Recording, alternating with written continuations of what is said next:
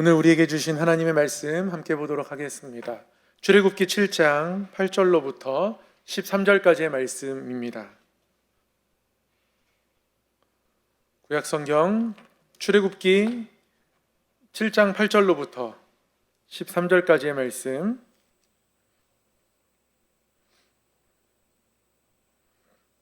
한 절씩 교독하도록 하겠습니다. 여호와께서 모세와 아론에게 말씀하여 이르시되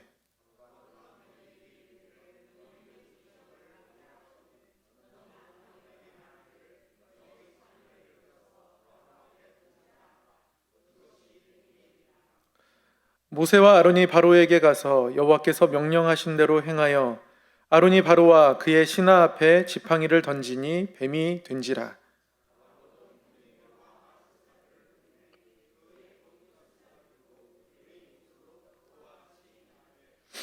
각 사람이 지팡이를 던짐에 뱀이 되었으나 아론의 지팡이가 그들의 지팡이를 삼키니라. 그러나 바로의 마음이 완악하여 그들의 말을 듣지 아니하니 여호와의 말씀과 같더라. 아멘. 오늘도 말씀 앞에 나와서 하나님의 뜻과 하나님의 말씀을 사모하고 그 말씀을 마음 가운데 담고자 하는 귀한 사모하는 마음을 가지신 우리 성도님들 환영하고 축복합니다. 우리 옆에 분들에게 이렇게 인사하겠습니다. 말씀이 생명입니다.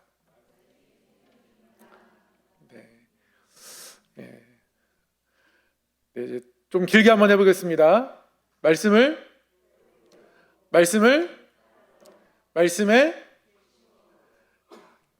예수님을 닮은 사람이 됩시다. 전혀 이루어지지 않을 것 같던 꿈이 이루어지고 있는 느낌입니다. 저희는 출애굽기 오늘 강의 4번째 시간입니다. 복습을 해보면 출애굽에는 3가지 이야기가 있다고 말씀드렸습니다. 첫 번째 이야기가 뭐였죠? 출애굽 이야기고요. 두 번째는요, 광야 이야기. 그 다음에 맞습니다, 시내산 이야기. 굉장히 잘하고 계십니다. 출애굽 이야기 첫 번째 파트, 여기에는 어떤 이야기가 담겨 있었습니까? 모세 10가지 재앙, 그리고 6월절 이야기가 담겨 있고요. 그 다음에 광야의 여정은 홍해를 지나서 마라엘림 신광야, 르비딤을 지나 시내산에 도착하게 되고요. 시내산에서 하나님과 시내산 언약을 맺고 또 하나님이 언약 선물로 율법과 성막을 허락하여 주십니다. 이게 출애굽기 전체의 내용이고요. 지난주에 우리는 모세를 하나님께서 바로에게 보내셨습니다. 하지만 하나님이 보내신 길을 갔음에도 불구하고 하나님이 바로의 마음을 돌려놓지 않으셨습니다. 바로의 마음은 여전히 완악합니다. 나는 하나님이 누군지 모른다며 모세가 이스라엘 백성들을 이끌고 나아가는 것을 허락하지 않죠. 오히려 그 노역이 더욱 힘들어집니다. 그리고 노역이 힘들어지자 백성들은 더욱더 불평합니다. 그러나 그런 그들에게 하나님 다시 모세를 보내십니다. 다시 모세를 보내시는 하나님, 그 이후에 이제 어떤 일들이 일어나시나, 하나님이 모세를 다시 보내시면서 하시고자 하셨던 것은 하나님의 권능을 나타내 보이겠다. 그래서 하나님을 신뢰하지 못하는, 아직도 하나님이 어떤 분이신지 잘 알지 못하는 이스라엘 백성들에게, 또한 애굽에게 하나님이 어떠한 하나님인지 내가 나타내겠다, 하나님이 이렇게 말씀하시면서 모세를 보내셨어요. 그래서 하나님 권능을 그 가운데서 나타내시기 시작하십니다. 하나님의 권능이 나타나기 시작하는 것이 이제 오늘 본문의 시작입니다. 다시 모세와 아론이 바로 앞으로 나아갔죠. 여전히 바로는 이스라엘 백성들을 내보낼 생각이 없습니다. 하나님이 이번에는 모세와 아론에게 바로에게 가서 어떤 말을 하라고 하지 않으시고요, 행위를 담아주셨습니다. 가서 지팡이를 던져라. 모세와 아론이 바로에게 가서 여호와의 명령하신 대로 행하여 바로와 그 신하 앞에 지팡이를 던졌습니다. 그러자 뱀이 되었다 합니다. 그런데 바로도 자신의 현인들, 지혜자들, 또 마술사들을 불러서 같은 것을 행합니다. 이때 아론의 지팡이가 그들의 지팡이를 삼키게 되죠. 이것은 이스라엘 백성들이 바로에게서 나오는 그러한 모든 출애굽의 여정 가운데에 바로가 하나님의 권능에 맞서서 자신도 최대한 비슷하게 뭔가를 행하려 한다는 예고편이기도 하고요. 그리고 바로의 마음이 계속 완악하게 하나님을 반대할 것을 암시하는 것이기도 합니다. 그럼에도 불구하고 모세의 지팡이가 바로의 지팡이를 삼킨다는 것, 결국에는 하나님의 승리를 나타낼 것이다 라는 그런 예고편의 의미가 있습니다. 예고편이라는 것은 본편이 뒤에 나온다는 이야기겠죠. 그리고 이제 본편이 나오기 시작합니다. 바로의 마음이 완악하여서 백성 보내기를 거절합니다. 그래서 7장 14절 이후부터는 하나님이 더 본격적으로 하나님의 권능을 나타내기 시작합니다. 우리가 아는 대로 10가지 재앙이 하나님의 권능, 하나님의 능력, 하나님의 심판, 하나님의 살아계심, 그런 것들을 나타내는 거죠. 10가지 재앙이 또 하나님의 권능과 심판, 또 하나님의 능력을 나타내는 것이기도 하지만 또 한 가지가 의미가 있다면 애굽의 신들을 삼키는 일들을 하는 겁니다.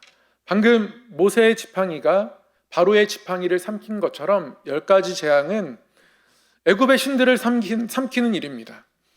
아시는 것처럼 애굽은 이집트는 당대 가장 강력한 나라였습니다. 그리고 또한 다신 사회였습니다. 아주 많은 신들을 섬기는 사회였습니다. 아주 많은 신들을 섬기기 때문에 그들이 여러 신들을 섬기는 것이 이집트의 강력한 힘의 원동력이다, 이렇게 여겨지기도 했고요. 이스라엘 백성들이 하나님에 대한 신앙이 아예 없진 않았던 것을 우리 알 수 있습니다. 어느 부분에서 알 수 있냐면 하나님께 고통을 부르짖었다라는 것을 통해서 알 수 있고요. 모세가 바로에게 와서 이 백성을 내보내라 했을 때 이들의 노역이 더 힘들어졌습니다. 이들의 노역이 힘들어졌을 때 백성들이 모세와 아론에게 불평하죠. 너희들 때문에 이 노역이 힘들어졌다. 그때 백성의 반응이 뭐였습니까? 모세와 아론에게 불평하면서 하나님이 너희들 감찰하시고 판단하시기를 원하노라. 하나님이 너희에게 벌 주시기를 원하노라. 하나님의 존재에 대한 어렴풋한 인식은 있는데 이들이 하나님을 따라 나설 만큼의 용기는 없는 애매모호한 신앙의 상태가 이스라엘 백성들의 상태였습니다. 그도 그럴 것이 이집트 사회가 많은 신들을 섬기고 그런 모습들을 늘 보았고 400년의 시간이 흘렀습니다. 430년. 적지 않은 시간 이집트에서 살고 있었습니다. 이집트에서 그렇게 오랫동안 살아오고 이집트에서 살아온 할아버지의 이야기를 듣고 아버지의 이야기를 듣고 점점 아브라함과 이삭과 야곱의 하나님 이야기는 전해 듣긴 하지만 조금씩 더 먼 이야기가 되어져 가고 있었던 그런 때인 거예요. 그런 가운데서 이집트의 그 다신 사회에서 살아가는 영향을 이스라엘 백성들이 받지 않을 수가 없었습니다. 그래서 이집트의 신들의 위대함을 그들도 모르는 사이에 이미 받아들이는 부분이 있는 거예요. 그래서 이집트를 떠나는 것들이 그들에게 또한 백성들에게 또한 쉽지가 않습니다. 그래서 하나님은 내가 누구인지 알게 하는 것이 떠나기 전에 꼭 필요한 과정. 그래서 하나님이 어떤 하나님이신지 이들이 깨닫고 붙잡는 일들이 진행되어야 그래야 결국 이 백성들이 끝까지 하나님 따라갈 수 있겠구나. 하나님 그렇게 아셨습니다. 그래서 하나님이 권능을 나타내시는 시간이 필요했습니다. 그래서 결국 하나님이 애굽의 신들을 삼키는 일들, 하나님의 지팡이가 바로와 애굽 신들의 지팡이를 삼키는 일들이 필요했던 거죠. 10가지 재앙 이야기는 결국 하나님의 지팡이가 바로의 지팡이를 삼키는 일들입니다. 가장 먼저 나일강의 강물이 피가 되는 그러한 재앙이 임하게 되었습니다. 사실 나일강에는 신이 있습니다. 갈대밭에서 갈대를 붙잡고 나일강을 지키는 모습들이 이집트 신화에 나오는데요. 나일강의 범람을 저 신들이 막아주는 겁니다. 이게 이집트 신화인 거예요. 그래서 나일강이 우리 이집트를 지키고 먹인다, 모든 농사를 잘 지내게 된다, 나일강을 신처럼 섬기는 그런 마음들이 있었습니다. 그런데 그 나일강을 하나님 피가 되게 하신 겁니다. 이집트 신화에 나오는 하피라는 신을 하나님이 삼키신 거죠. 두 번째 재앙이 개구리입니다. 개구리도 여신이 있습니다. 헤케트라는 여신이에요. 개구리도 이집트에서 우상입니다. 그래서 하나님 그 개구리 여신을 삼키고자 하신 겁니다. 그래서 그들의 섬기는 그런 개구리의 형상이 그들의 삶을 덮고 그들에게 엄청난 피해를 주는 것을 통해서 바로 왕이 제발 멈추게 해달라고 사정할 때까지 온 땅에 개구리가 덮이는 것을 통해서 하나님이 너희들의 섬기는 신들이 너희들의 안전을 담보하지 않는다, 그것들이 잘못된 신이다라는 것을 깨닫게 하시는 거죠.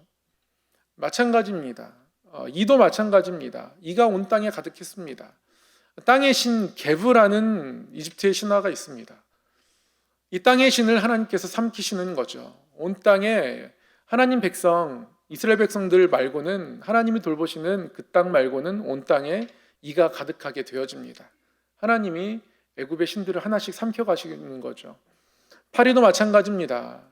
파리라고 표현되었지만 일종의 깜장색에 날아다니는 곤충인 거예요. 애굽에는 저런 케프리라고 해서 부활 신이 있습니다. 얼굴에 풍뎅이 모양을 하고 있고요. 이집트는 부활에 대한 신앙이 있습니다. 아시는 것처럼 피라미드에 미이라를 만드는 것도 부활을 바라보면서 그렇게 하는 것 아니겠습니까? 그러나 그 파리를 가득하게 하는 것을 통해서, 검정 곤충을 온 땅에 가득 덮게 하는 것을 통해서 그들의 섬기는 것들이 아무 소용없는 무용지물이다라고 하나님이 하나님의 권능을 나타내시며 오히려 그것은 하나님의 심판의 도구일 뿐임을 깨닫게 하시는 거죠. 온 땅에 가축이 병들게 됩니다. 이집트는 황소신을 섬깁니다. 저 사진은 루브르 박물관에 전시되어 있는 사진이라고 합니다. 실제로 발굴이 된 유물인 거죠. 아피스라고 해서 가축을 돌보고 가축을 잘 번성하게 하고, 그리고 저 아피스라는 신이 있으면 황소가, 가축이 죽어도 새로운 가축으로 환생해서 태어나고 뭐 여러 가지 얽혀있는 신화들이 있더라고요. 근데 온 가축을 병들게 합니다. 아피스의 능력과 돌봄을 무력화시키는 거죠. 온 땅에 종기가 일어납니다. 사람들이 다 피부병에 걸리고 난리가 났습니다. 그런데 이들에게 있는 치료와 약물의 신 세크메트, 이 세크메트를 아무리 의지하고 기도하고 해도, 또 아무리 좋은 약물이 있어서 이것을 바른다 해도 도무지 낫지가 않습니다. 하나님이 이집트의 신들을 이렇게 하나씩 삼켜가는 겁니다. 하늘에서 우박이 내립니다. 하늘의 여신 누트를 하나님께서 무력하게 하시는 겁니다. 메뚜기가 온 땅을 덮습니다. 풍요의 신 민을 하나님께서 막으시는 겁니다. 흑암이 임했습니다. 9번째 재앙입니다. 아문레라는 태양신이 있습니다. 아주 오래전에 있는 태양신과 또 다른 신이 결혼해서 아문레가 태어나고, 바로를 아문레의 아들이라고 이집트에서는 섬깁니다. 그리고 모든 신들 중에 가장 강한 신이라고 생각하는 신입니다. 하나님이 그 9번째에 아문레를 무력하게 하십니다. 태양이 사라졌습니다. 온 땅에 어두움이 임했지만 그러나 아문레는 아무런 힘이 없습니다. 이렇게 10가지 재앙을 통해서 결국 하나님은 하나님의 지팡이로 애굽의 모든 신들을 삼켜 가신 겁니다. 단순히 어떤 심판을 내린 게 아니고요. 강팍한 바로의 마음, 그리고 강팍한 그의 태도, 결국 하나님을 맞서는 힘들을 하나님이 삼키심을 10가지 재앙을 통해서 나타내는 겁니다. 마지막 장자의 죽음은 다음 주에 조금 더 자세히 살펴보기로 하고요. 이렇게 하나님은 자신의 권능을 나타내시기 시작하십니다. 중요한 거는요, 이렇게 하나님의 권능을 나타내시는 이 모든 걸음 가운데에 모세와 아론이 순종했다라는 겁니다. 그리고 이 권능을 나타내시는 하나님의 보내심, 이 역사에 모세와 아론이 순종함과 더불어서 애굽의 신들을 능가하는 하나님의 능력, 권세가 나타나기도 하는데요. 또 한 가지 이 모든 일들 가운데 우리가 깨달을 수 있는 의미 하나는 사탄이 이를 모방하더라는 겁니다.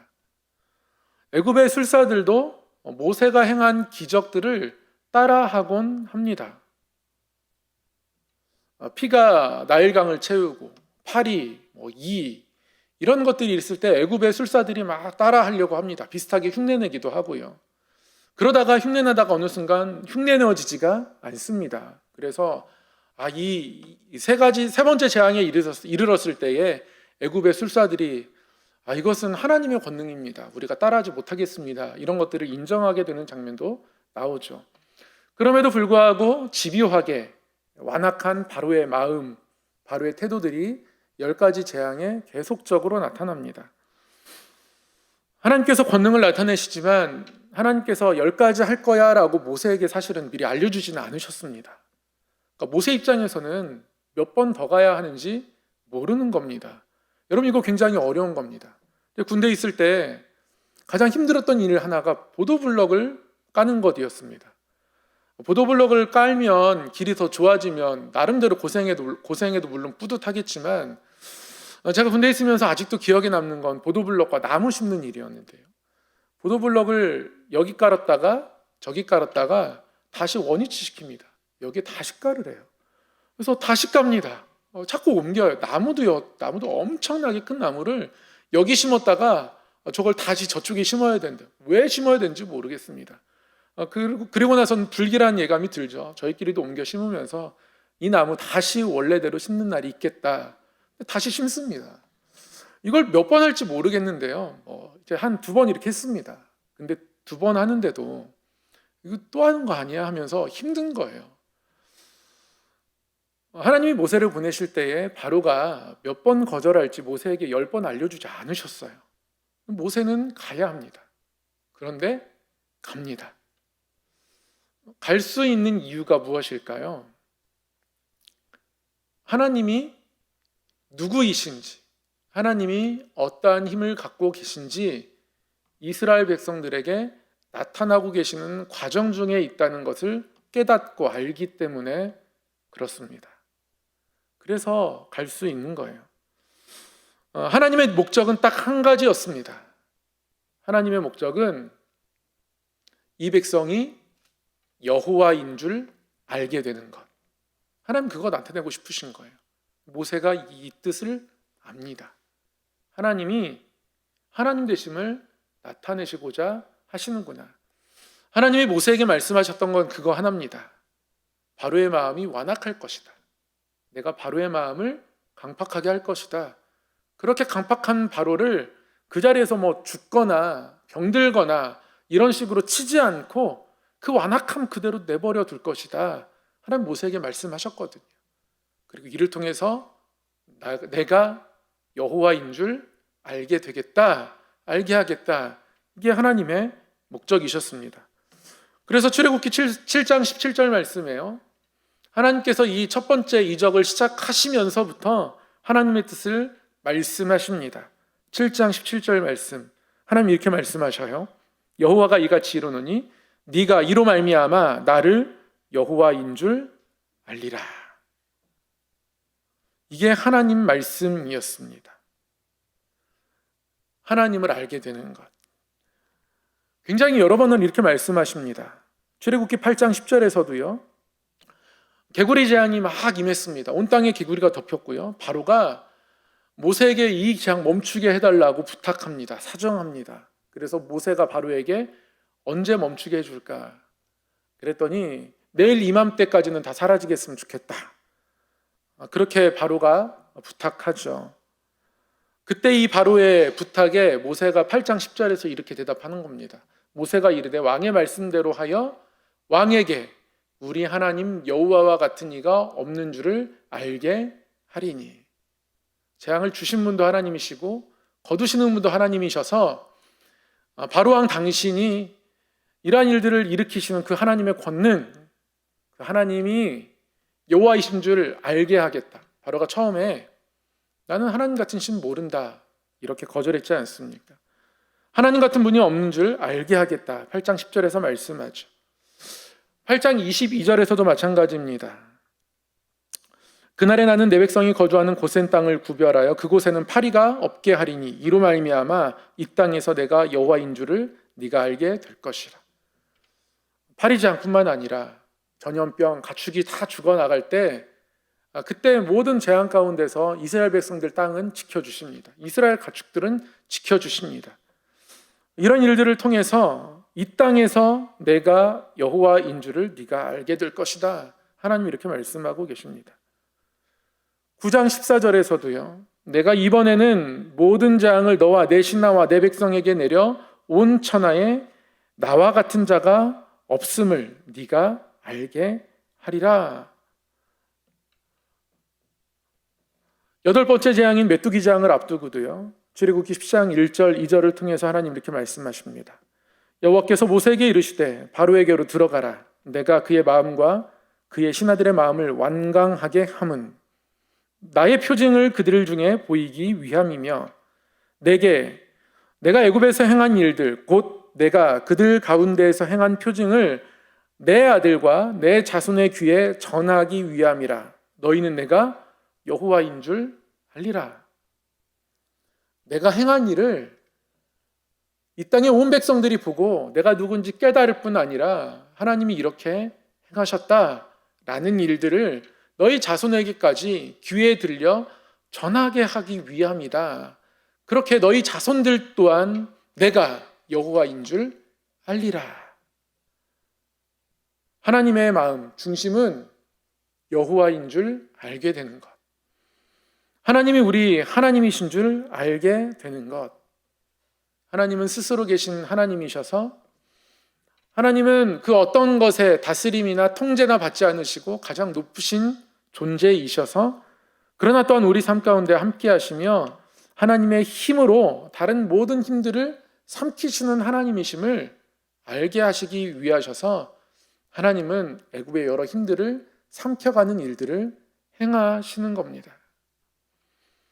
이렇게 해야 이스라엘 백성들이 이것 바라보고 기억하며 400년 동안 애굽에서 젖었던 그 막연한 애굽 사회에 대한 동경, 그 막연한 애굽 신들에 대한 경외심, 이런 것들을 씻어낼 수 있습니다. 여호와인 줄 알리라. 그리고 이 여호와인 줄 알게 하겠다라는 하나님의 마음, 하나님의 목적을 가슴에 품어야 하나님을 거스르는 그 힘들을 대항하여 싸우고 또 나아갈 수 있는 겁니다. 여러 번 바로에게 나아갈 때마다 사실은 패배한 마음이 들 거예요. 오늘 나아갔고 오늘 기적을 베풀었지만 그 기적 앞에서는 바로의 마음이 이스라엘 백성들을 다시 내보내기로 결정하고 돌이킨 것 같아요. 그러나 재앙이 사라지면 다시 완악해집니다. 그러면 모세 입장에서는 실패한 것 같죠. 뜻대로 되지 않으니까요. 이거 얼마나 어렵습니까? 계속 뜻대로 되지 않으면 힘듭니다. 어떤 사명을 감당할 때 그러지 않습니까? 계속 뜻대로 되지 않아요. 계속 뜻대로 되지 않습니다. 어떤 마음인지 저는 알 것 같아요. 저는 저에게 부임하고 나서 가장 긴장 많이 했던 때가 언제였냐면 2월 달에 특별 새벽 집회할 때였습니다. 포스터를 따로 100장 정도 인쇄해가지고 교회에 붙일 수 있는 모든 벽에는 다 붙였습니다. 그렇게 하지 않으면 제가 마음이 안 놓이는 거예요. 선배 목사님들이 그런 얘기 하세요. 가서 처음 하는 행사나 집회가 잘 되어야 교회가 평안하다. 그게 중요하다. 이런 말씀들 많이 듣고 나니까 더 긴장되는 거예요. 이거 잘 돼야 되는데 어떻게 잘 될까? 당시에 새벽 예배 드리는 저희 성도님 수가 7명 되지 않았습니다. 제일 많을 때가 7명이었어요. 특세 전까지. 10명을 넘은 적이 없습니다. 제가 처음 새벽 예배 드리러 왔더니 3분 앉아 계셔가지고 깜짝 놀랐습니다. 3명. 어떻게 하지? 우리 가족보다 적다. 어떻게 하지? 우리가 내 식구인데 내 집에서 만나는 가족 수보다 여기가 더 적은 사람이 있다니. 이러면서 여러 가지 생각과 마음이 굉장히 복잡했고요. 그런데 특별 새벽 집회를 하려니까 어려운 거예요. 어렵더라고요, 마음이. 잘 될까? 많이 오실까? 결과적으로 가장 많이 온 날은 100명이 넘게 마지막 날에 함께 새벽을 깨우고 나왔습니다. 그리고 나서 이렇게 폭포처럼 시원하게 다시 떨어지긴 했지만 그래도 새벽에 하나님 앞에 나온 경험들을 갖게 되고 우리 아이들이 그런 경험들을 갖게 되고 하나님이 은혜 주셔서 잘 감당하게 되었습니다. 모세랑 비교해 보면서 모세는 잘 되지 않는 거예요. 처음에 갔는데 기적은 일어나지만 다시 바로의 마음이 돌이켜지게 되고 그것 때문에 바로가 뜻을 거두지 않습니다.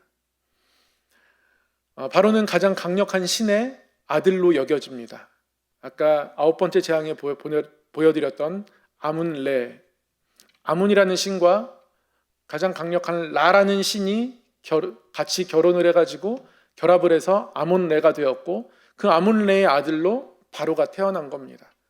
바로는 가장 강력한 애굽 신의 아들인 겁니다. 그런데 결국 바로를 꺾지 않으면 하나님이 최종적으로 승리하지 않은 겁니다.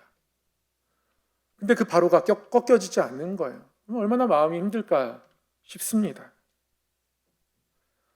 그러나 이 모든 것들을 내가 여호와인 줄 알리라.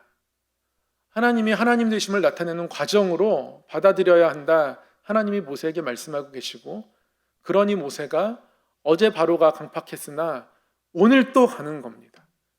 그리고 오늘 다녀왔는데 마음을 돌이킨 듯 하나 바로가 다시 강팍해지면 그 다음에 또 가는 겁니다. 왜요? 하나님인 줄 알게 될 것이기 때문에 그리고 하나님을 결국 모세가 신뢰하게 되었기 때문에 그렇습니다. 사랑하는 성도 여러분, 하나님은 하나님의 권능을 나타내십니다.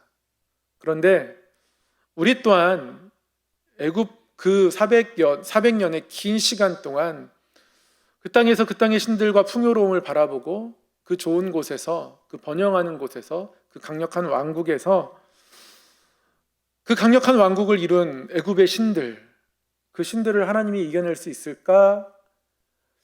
과연 그럴까? 이스라엘 백성들이 그런 마음들을 품고 있고 바로는 도무지 돌이키지 않는 그런 상황 속에서 우리는 하나님을 신뢰하는 마음을 사실 잃어버릴 수도 있습니다. 때로는 물질이 가장 강력한 신처럼 받아들이기도 합니다. 모든 걸 할 수 있잖아요.